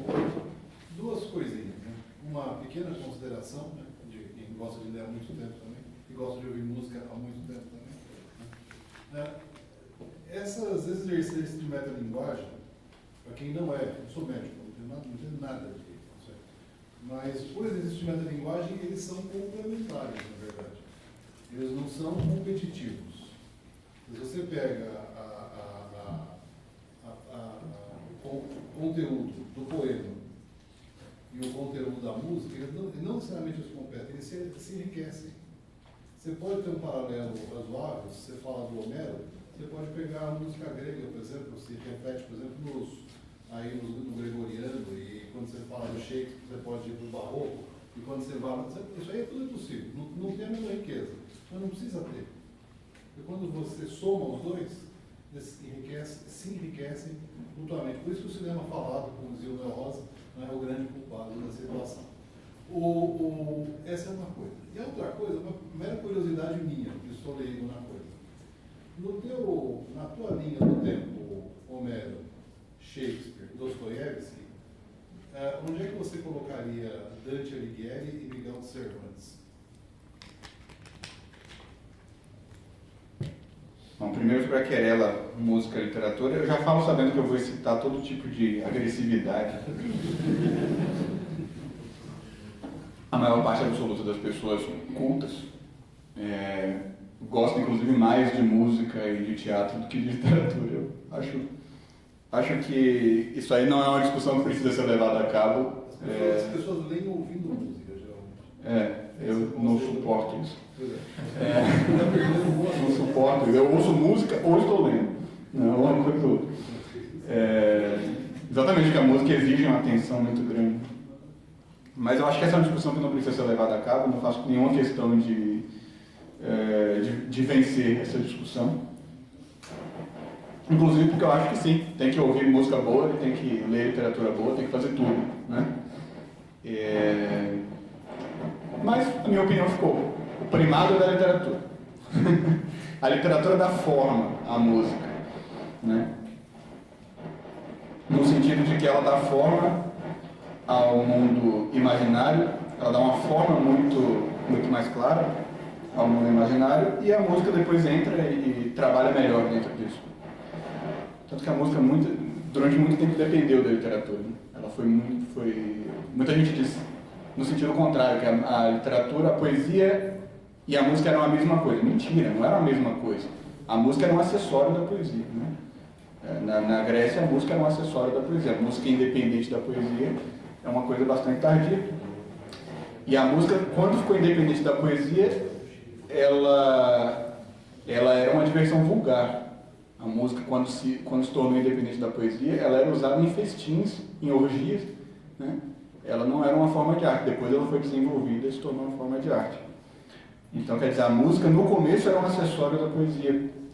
O que é natural, se você pensar que a poesia tem som, já que ela usa a voz humana, né? E usa critérios métricos, portanto musicais, da voz humana. E esse, na verdade, é o poder da literatura, que ela é uma síntese das outras, né? O cinema tem imagem? Tem, mas a literatura já tinha, porque a literatura usa as imagens que tem na sua memória. A música tem som? Tem, mas a literatura já tinha som, porque ela começou com a poesia é recitada. Então, como a literatura é uma coisa muito íntima do ser humano, ela surge junto com a própria linguagem humana, ela tem todas as características do ser humano. Você vai dizer, num estado mais bruto, claro. Vai dizer que a musicalidade de Homero cantando seus próprios versos era a mesma coisa que Bach. Não era, né? Mas de algum modo a coisa estava ali, né? preconizada, vamos dizer assim, e sintetizada, vamos dizer assim. Mas essa é uma discussão que eu não faço nenhuma questão de ganhar. Como eu disse, eu acho que se cada um mantiver a sua opinião, mas todo mundo estiver lendo, ouvindo música e assistindo a bons filmes, tá bom, né? Tá de bom também. Uma vez eu entrei na discussão também e falei assim, a literatura latina é melhor do que a grega. Aí pronto. Vocês imaginam quantos defensores da literatura grega não surgem. Mas aí o cara falou, eu defendo, eu falei, olha, se você está lendo Eurípides, cara, não quero brigar com você. Continua lendo Eurípides. Tá ótimo. Tá ótimo. Vamos, deixa pra lá. Continua lendo Eurípides, eu vou ler Virgílio e tá de bom tamanho, entendeu? Você não tá lendo nenhuma porcaria, tá lendo um negócio muito bom. Então tá bom. Quanto a... Você perguntou sobre Dante e Cervantes. Cervantes é uma coisa... Bom, já é um negócio que tem muitas características de romance mesmo, né? Mas na época dele, o romance grego já era assim, era uma coisa satírica. O romance não era um gênero sério, né? O romance era um gênero de fazer sacanagem, de fazer piada, né? Sátira mesmo. Tanto que o romance grego é confundido com a sátira mendipeia, que é sátira mesmo. É fazer gozação, né? Que vai ficando mais sério. Cervantes elevou isso num nível até então desconhecido. Então Cervantes já é um nível bastante desenvolvido de escrita, né? E que para o tempo dele está muito mais próximo de Dostoiévski do que de Homero. Nesse sentido você pode dizer, um cara à frente do tempo dele, assim, mas ele também escolheu um gênero em que isso era possível, né? Como eu disse, esse gênero já existe desde a Grécia, e desde a Grécia já é um gênero assim, detalhado, mais desenvolvido, e portanto tem gente até que chama de romance mesmo, né? Diz que é a mesma coisa. Dante, por outro lado, é o contrário. Eu achei engraçado que você selecionou esses dois exemplos, acho que você fez com bastante consciência de causa. Porque Dante é um sujeito que já está numa época relativamente prosaica, e ele traz de volta um nível de simbolismo na literatura que antes só se encontrava ali em Virgílio, né? E depois aquele nível de simbolismo ele não foi alcançado novamente, né? E o Dante vai lá e recupera esse nível de um jeito absolutamente genial, né? Usando várias fontes novas, usando as visões místicas, usando, né, diversos gêneros literários que eram novos na época, mas ao mesmo tempo com tanta consciência de causa que logo no começo da Divina Comédia ele vai lá e coloca o Virgílio lá. E fala, esse cara aqui foi quem começou a me guiar. Esse cara aqui é a minha luz, a minha lanterna, digamos assim. Então ele estava mostrando que ele mesmo sabia muito bem o que estava fazendo. E ele estava, no certo sentido, regredindo, né? Mas é uma regressão que é preciso ter, né? De tempos em tempos alguém precisa chegar lá e fazer essa regressão para as pessoas lembrarem que isso é possível, né? Lembrarem que o imaginário não sobrevive só com detalhes. Que o imaginário precisa de uma forma geral, né? Precisa de um símbolo. O Dante deu esse símbolo, que virou a síntese da Idade Média inteira, né? O símbolo dele, se não for a síntese do cristianismo inteiro, né? Então o símbolo dele é de um poder equivalente ou até maior do que, por exemplo, o símbolo de Virgílio, que é uma síntese da cultura antiga, digamos assim, né? Então acho que é isso, acho que eu respondi a tua pergunta, né? Alguém tem outra pergunta aí? Partindo de um imaginário formado pelo literal, como que eu faço para regredir, né, voltar atrás e compreender os símbolos da literatura simbólica? Isso é complicadíssimo porque é o caminho inverso, né? Quer dizer, você está sentindo uma falta de um negócio que você devia ter tido antes, que não te deu a forma que você precisava, e agora você precisa fazer esse caminho de volta, como você falou. O jeito é virando criança. Tem aquela... Todos nós temos essa capacidade infantil de ler as coisas de modo simbólico, só que está atrofiado, né? É que nem um músculo também, se você não usar, fica atrofiado. Agora, em geral, a gente consegue recuperar, né? Eu acredito, pelo menos. Eu sou professor e tenho que acreditar nisso. E, normalmente, as pessoas com quem eu entro em contato, não sei se é uma amostra viciada, mas elas conseguem. Elas lutam e conseguem. E é seguir aquele preceito evangélico, né? Do evangelho, não? Não é preceito protestante, é o preceito do Evangelho, né? De todos os cristãos, né? Está lá também dos não cristãos, que é quando Jesus Cristo disse: se vocês não se tornarem como essa criança, vocês não vão entrar no reino dos céus. Fim de papo, né? Ele não diz assim: olha, se vocês se tornarem como essa criança, vocês vão entrar. Ele diz: se vocês não se tornarem, vocês não vão entrar. Bem claro. Então, é exclusivo, certo? Então, quer dizer, você tem que recuperar a inocência, né? E como se recupera a inocência? Com muito trabalho. Porque ser uma criança, para uma criança é fácil, para um adulto não. Adulto precisa se esforçar muito. Você precisa se colocar numa posição de absoluta humildade, que é uma coisa que, aliás, você ganha com o tempo, enquanto você tenta fazer isso. Pegar esses caras, pegar esses textos, pegar esse material imaginativo, que é simbólico e que não pode ser lido de outro jeito, e se afundar neles. Deixar esse negócio aí entrar nos seus sonhos, deixar esse negócio aí entrar na sua cabeça e mudar, virar você do avesso, digamos assim. O que eu fiz quando eu quis começar a fazer isso? Eu peguei ali os primeiros 15 versos da Eneida e eu decorei. Eu repetia todas as noites antes de dormir, imaginando tudo. E a coisa começou a funcionar. E tem um cara que ensina a fazer isso, que é muito mais fácil de fazer de modo autodidata, né? Que é o Francisco Scorsese. O Francisco Scorsese dedicou os últimos anos da vida dele a fazer isso. Pegar os alunos particulares dele e um por um, ele vai lá, conversa com o cara e fala: tá bom, a gente vai começar por aqui. E aí vai lá dar um filme pro cara ver. Aí conversa com o cara sobre o filme e vai puxando, vai forçando o cara naquela direção. Depois dá um livro, e vai fazendo assim, né? Esse foi um dos motivos pelos quais eu chamei o Francisco para o Isidoro de Sevilha, porque eu queria começar assim, com os caras que estão trabalhando com o começo mesmo, né?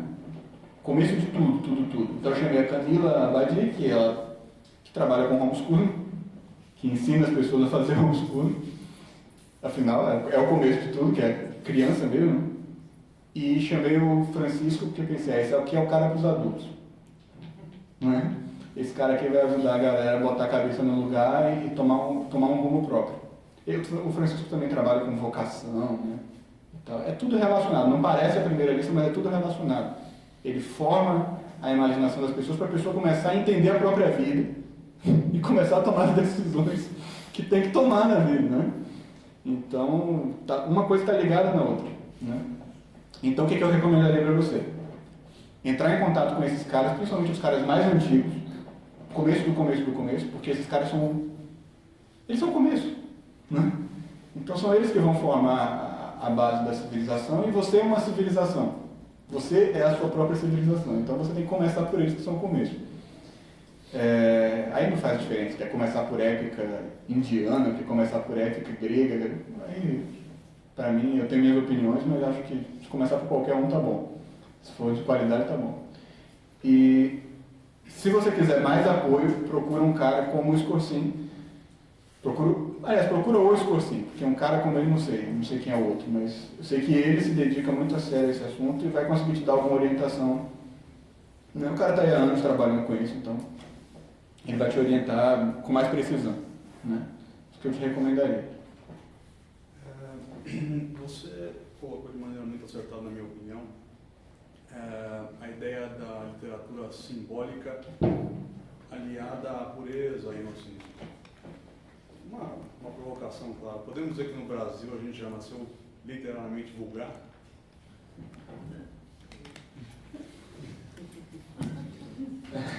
Aquilo que eu falei do pessoal julgar as coisas com base em novela, isso é sério, né? Todo mundo sabe, né? Todo mundo convive com alguém ou conviveu com alguém que de fato faz isso. E é a pura verdade, né? Assim, se você está no Brasil, a amostragem é que, assim, sei lá, tem 70% de chance de você não ter tido nenhuma formação literária. Talvez com exceção do Vieira, né? Que tem um pouco mais dessa parte sim, você quer dizer a literatura, o cânone da literatura brasileira. De fato, é uma literatura bastante inferior às outras, pelo menos as grandes literaturas que a gente tem no Ocidente. Eu não passaria nem perto de comparar o Machado de Assis, que é talvez o nosso maior escritor. E eu não chegaria nem perto de comparar o Machado de Assis ao sujeito que ele tem na literatura inglesa, por exemplo. que é um negócio assim, absolutamente fenomenal. Né? A literatura inglesa tem uma riqueza absurda. Né? Eu não compararia os nossos melhores poetas a um Horácio, um Virgílio, imagina, chega nem perto. William Blake, chega nem perto mesmo. Então a nossa literatura, em matéria de nível, ela tem um nível muito baixo mesmo. A nossa poesia chegou num ponto mais alto no modernismo, né? Tem algumas coisas muito boas no modernismo, mas tem muita porcaria também. Tem muito experimentalismo, tem muita coisa que... Você vai lá ler a obra completa do Manuel Bandeira e tem um monte de brincadeira, tem um monte de coisa que não é para ser levada a sério. Tem muita coisa boa. Mas mesmo as melhores coisas que tem na nossa literatura, elas ainda estão muito longe, por exemplo, da literatura inglesa, da latina, até da grega, em um outro quesito, na tragédia grega, por exemplo, que é um negócio de altíssimo nível. Então, em alguma medida, a gente depende de uma formação com literatura estrangeira. Sim. E pensa no seguinte, Camões é talvez o nosso maior poeta. Embora seja português, é o maior poeta brasileiro, talvez. Né? E a formação de Camões foi toda em latim, né? Foi toda com literatura latina. Os poetas que ele imitava, né? E tirando o latim tinha o quê? O Petrarca, que também é um sujeito assim, que é latim até, né? Transbordando o latim. Né? O Petrarca é isso. Então, quer dizer, do meu ponto de vista, a base da formação do Ocidente, e não é só a nossa, é a literatura latina. Esta é a base da formação do Ocidente. Se Camões se formou assim, todo mundo tem que se formar assim. Né? Eu estou dando Camões como exemplo, né? Mas, enfim, se Camões se formou assim, todo mundo se formou assim. Esse é o ponto. Né? Um dia um sujeito me perguntou, um aluno me perguntou, ele fez o meu curso de latim inteiro, 36 aulas, ele chegou no nível avançado, inclusive já estava escrevendo em latim. E daí ele me perguntou, agora que eu concluí, o que eu faço? Eu vou para a literatura portuguesa ou estudo a latina? Eu falei, estuda a latina. Estuda 2, 3 anos da literatura latina, porque ele queria ter uma formação intelectual de alto nível. Eu falei, você quer ter uma formação intelectual de alto nível? Então você estuda 2, 3 anos de literatura latina, agora que você sabe a língua, né? Depois, quando você for para a portuguesa, você vai ver latim para todo lado. Vai ser, mais ou menos a mesma coisa que você chegar na missa depois de ter estudado teologia. Certo? Você olha e fala, cara, aquilo significa isso, aquilo significa isso, aquilo significa... Né? Você descobriu 10 camadas do negócio ali. Pois é mais ou menos assim. Você está lendo Camões e fala, cara, isso aqui é uma imitação de Ovídio. Ele está relacionando esse mito aqui com o mito que Ovídio narra lá nas Metamorfoses. Tá? Você entra num universo novo. Né? E você descobre que esse universo novo estava lá, você que não via, isso era sério. A própria parte da invocação do Camões as armas e os varões, e aí você vai no Virgílio, eu canto as armas e o varão. Né? Exatamente. Quer dizer, essa dimensão da cultura, ela é necessária para nós, que estamos no Ocidente. E não só nós que falamos a língua portuguesa. Quanto mais nós que estamos nessa situação em que a literatura nacional é extremamente fraca, né? A gente depende do quê? A gente depende do melhor que tem na literatura nacional, do melhor que tem na literatura portuguesa, né? A gente depende de Camões, não dá para tirar Camões da reta. Não dá para dizer, não, Camões eu não quero. Vou pegar um épico brasileiro. Não, tem que ser Camões. Camões tem que estar na jogada. E o pessoal que quer ter uma formação assim, realmente profunda depende de Virgílio. Sem Virgílio não tem Camões para o pessoal que realmente quer ter uma formação profunda. Então o cara quer ter o máximo, o topo do imaginário, digamos assim, o cara quer entrar numa carreira intelectual mesmo, esse cara precisa ir muito além, até da literatura clássica portuguesa. Ele precisa ir para a literatura clássica romana, tá entendendo? Se possível, vai até para o Homero. Não precisa. Se não conseguir chegar lá, também não tem problema. Mas pelo menos até a romana o cara tem que ir, porque é o que todo mundo fez. Isso é o que eu digo. Camões leu Homero? Não. Mas Virgílio ele não tinha lido, ele sabia de cor. Então, pelo menos aí a gente precisa chegar se a gente quer, de fato, estar no topo da cadeia, digamos assim. E para as pessoas normais, que querem ter uma formação básica, só para serem, assim, moderadamente cultas, né? Só para não se ferrarem muito na vida, eu falo, pelo menos Camões. Pelo menos Camões. É uma vergonha o sujeito não ter lido Camões no Brasil. É um negócio que destrói a cultura, destrói a língua, destrói a capacidade de comunicação das pessoas, destrói a imaginação das pessoas. Pelo menos Camões, no mínimo. Respondeu a tua pergunta? Perfeitamente, obrigado. Na tua fala, tu começa a falar da necessitíssima da formação do ser humano. Começa a gente enquanto um corpo que é podre, de uma alma e de um espírito, de um sentimento e de uma percepção. Tu faz todo um percurso na tua formação, chegando até a formação imaginária, usando esses vários autores que falaram. Eu te pergunto, tu não achas que está na época, nas grades curriculares, de qualquer formação, de qualquer profissão, incluir o Dostoiévski, já que a existência humana é muito complexa? Falo isso porque médico, principalmente, eles não conseguem perceber, sentir o que o outro está sentindo. E se tivesse essa leitura na formação das profissões, quase todas, eu acho que hoje a gente conseguia muito bem sentar e ouvir e escutar e dar eco às nossas pessoas. O que tu pensa disso? Colocar a literatura como na formação do imaginário e do sentido. Eu acho que você tem completa razão. Existe um médico chamado Hélio Angotti, Dr. Hélio Angotti, que está promovendo uns seminários. Qual é o nome do homem? Hélio Angotti, com 2 T's. É Angotti com 2 T's e Angotti. E o Hélio está promovendo, o doutor Hélio, está promovendo seminários de formação de médicos, em que ele está exigindo uma formação humanística dos médicos. Né? Ele está dizendo, médico sem formação humanística é um açougueiro. Né? O sujeito precisa ter formação humana, porque ele está trabalhando com os seres humanos, ele está numa posição muito importante. Não dá para ele olhar para os pacientes dele como se fossem máquinas, como se fossem autômatos que ele está consertando. Isso não vai funcionar. Ele está pedindo uma formação integral do médico para que o médico veja a saúde do paciente como uma coisa que está conectada com as emoções do paciente, está conectada com a biografia do paciente, que era a medicina como era feita por Hipócrates, que era a medicina como era feita por Paracelso, era a medicina como era feita tradicionalmente. Né? A raiz da medicina é essa. Essa frase é do Galeno. Hã? Essa frase que o Dr. Hélio cita é do Galeno. Sim, exato.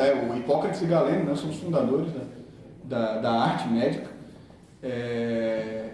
E o Dr. Hélio está fazendo um trabalho incrível, né, maravilhoso, extremamente recomendável, nesse sentido que você falou.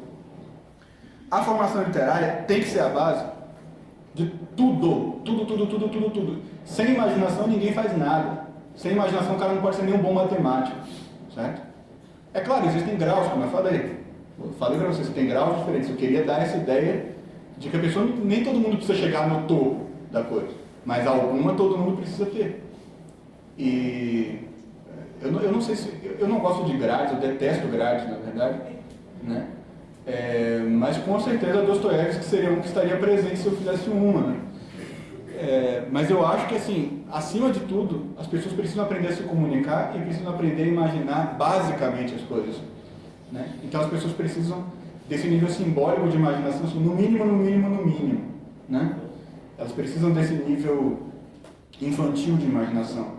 E hoje o que está acontecendo, não só aqui no Brasil, é que as pessoas não têm nem isso. As crianças hoje não estão ouvindo contos de fadas. Elas não estão, certo? Eu conheço mais de um caso. As crianças não estão ouvindo, dei aula para adolescente, eu sei. Você fala de uma fábula, eles não sabem o que é. Fala assim, sabe a raposa e as uvas? Eles não sabem do que você está falando. Você fala assim, não, sabe a Chapeuzinho Vermelho? Ele tem uma ideia remota, mas normalmente ele assistiu um filme que estava tentando reinventar a história da Chapeuzinho Vermelho. Ou seja, estragou completamente o processo. Né? É um filme já satirizando com um negócio que ele nem viu.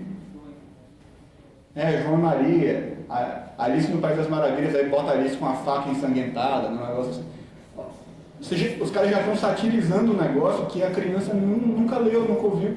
Então ela já pega a versão satirizada, isso é terrível. Então todo mundo precisa de uma formação literária até um certo ponto. Todo mundo, até o pedreiro, até o operário. Pô, os operários franceses eram o que mais lia romance, pô. Os caras compravam lá o Flaubert e liam no trem.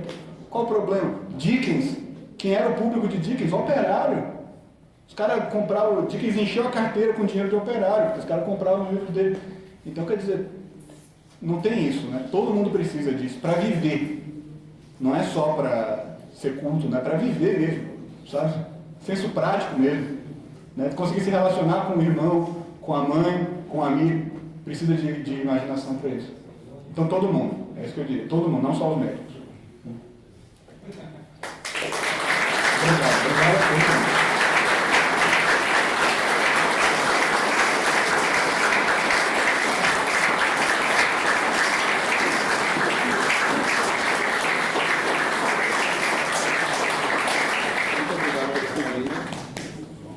Pessoal, muito obrigado, hein? Desculpem encerrar, mas nós temos horário aqui. Até semana que vem.